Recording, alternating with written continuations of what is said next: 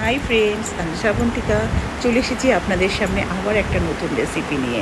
আমার এই রেসিপিটি প্রথম থেকে শেষ পর্যন্ত দেখার অনুরোধ রইল। যদি আমার এই রেসিপিগুলো আপনাদের ভালো লাগে তাহলে যারা ফেসবুক পেজ থেকে দেখছেন তাহলে আমার পেজটিকে প্লিজ ফলো করুন, লাইক করুন অ্যান্ড কমেন্ট করুন। আর যদি ইউটিউব চ্যানেল থেকে দেখেন তাহলে আমার চ্যানেলটিকে সাবস্ক্রাইব করুন, লাইক করুন, কমেন্ট করুন। ধন্যবাদ। আজকের আমার রেসিপি হলো গন্ধরাজ পাঁচমিশালি ছোটো মাছ বা চুনো মাছের পাতুরি। প্রথমে একটি মিক্সির বাটির মধ্যে একটু আদা, বেশ কিছুটা পরিমাণে রসুন আর ছোটো পেঁয়াজের একটা পেঁয়াজ, আর বেশ কিছুটা পরিমাণে ধনেপাতা কুচি, কাঁচা লঙ্কা দেবেন 5-7টা। ঝালটা আপনারা যে যেমন খান সেই বুঝেই দেবেন, তবে এটা একটু ঝাল ঝাল হলেই খেতে ভালো লাগে। আর দিয়ে দেবেন সর্ষের গুঁড়ো 1 চামচ। এই গুঁড়োটা আমি বাড়িতেই বানাই। তার মধ্যে থাকে আমার সাদা সর্ষে, কালো সর্ষে, পোস্ত, তিল দিয়ে আমি এই গুঁড়োটা বানিয়ে ঘরে রেখে দিই। যখন আমার প্রয়োজন পড়ে আমি ওটা ব্যবহার করি।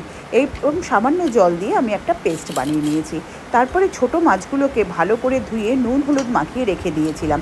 এবারে ওর মধ্যে দিয়েছি বড় সাইজের একটা পেঁয়াজ কুচি, আর যেই পেস্টটা আমি বানিয়েছিলাম সেই পেস্টটাকে দিয়ে ওর মধ্যে দিয়েছি একটু সর্ষের তেল। একটু না, বেশ মোটামুটি ভালোই আমি ওর মধ্যে সর্ষের তেল দিয়েছি। সর্ষের তেল দিয়ে ওটাকে ভালো করে মাখিয়ে নিয়ে ওর মধ্যে দিয়েছি আমি কাশ্মীরি লঙ্কার গুঁড়ো। কাশ্মীরি লঙ্কার গুঁড়ো দিলে কি হয়, একটু কালারটা আসে, দেখতেও ভালো লাগে। ছোটো মাছের পাতুরি খেতে তো আমি ভীষণ ভালোবাসি। এর মধ্যে যে কত ধরনের মাছ ছিল আমি নিজেও জানি না। তারপরে ওপর থেকে আমি চিপে দিয়েছি একটা গন্ধরাজ লেবুর রস। এইসব উপকরণগুলিকে একসাথে মেখে ম্যারিনেট করে আমি রেখে দিয়েছিলাম 15 থেকে 20 মিনিট।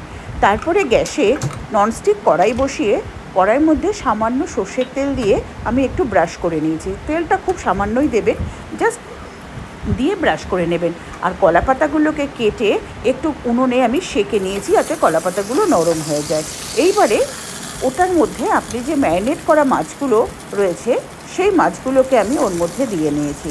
ওর মধ্যে দিয়ে আমি ভালো করে ওটাকে স্প্রেড করে দিয়ে ওপর থেকে আমি সর্ষের তেল দিয়েছি।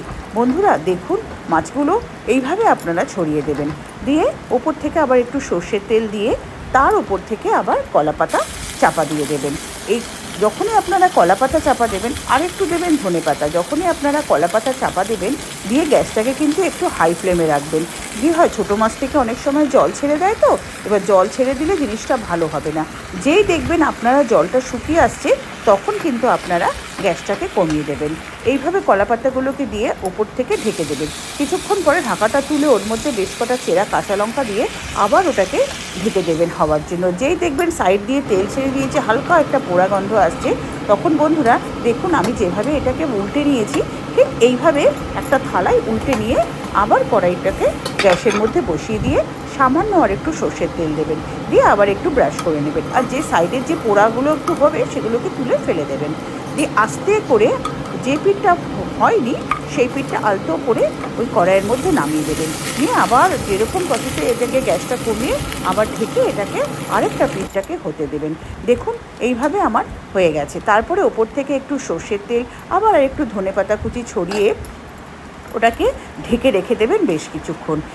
ঢেকে রেখে দেওয়ার পরে আপনারা এটাকে সার্ভ করবেন। এইভাবে আমার হয়ে গেছে গন্ধরাজ চুনো মাছ বা ছোটো মাছের পাতুরি। খেতে কিন্তু খুব অপূর্ব হয়েছিল বন্ধুরা, আপনারাও একবার ট্রাই করে দেখবেন প্লিজ।